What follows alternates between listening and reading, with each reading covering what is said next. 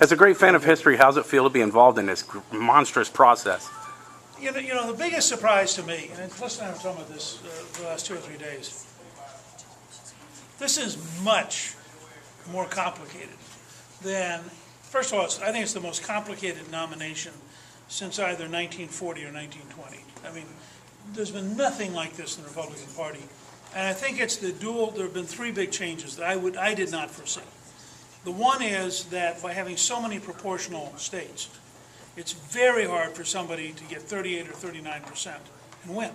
So Romney, who's spent 6 years and $40 million of his own money and all this stuff, he's been averaging, I think, 39%. Well, as long as it's proportional, that means he's not getting to 50. And he's the front runner, but he's the weakest front runner, I think, since Woods was in 1920. Second,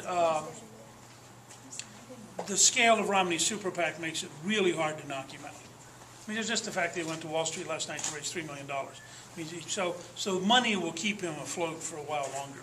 But third, the inexpensiveness of the internet.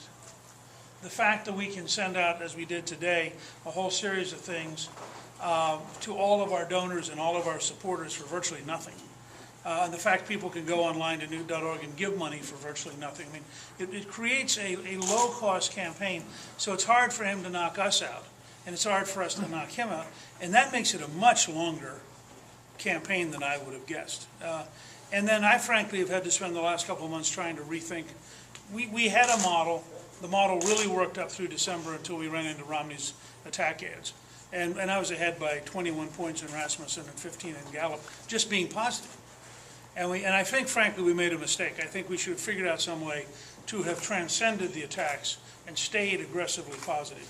And we're having sort of a halftime, since Louisiana is the halfway point, so we're having some kind of like a football team. We're having a halftime resetting of the game plan. And we're going to go back to what we did up to the first attack ads, which was very big ideas on brain science, on space, on for example, paying off the national debt with royalties from oil and gas. I mean, these are big concepts, and my opponents can ridicule them as they did on space. But I think the country's not going to ridicule it. I think you go to the country and say, how would you like $2.50 a gallon or less for gasoline with national security, and we take the royalties to pay off the federal debt, the national debt. All of a sudden, you got a lot of Americans going, this is an idea worthy of the size of the United States.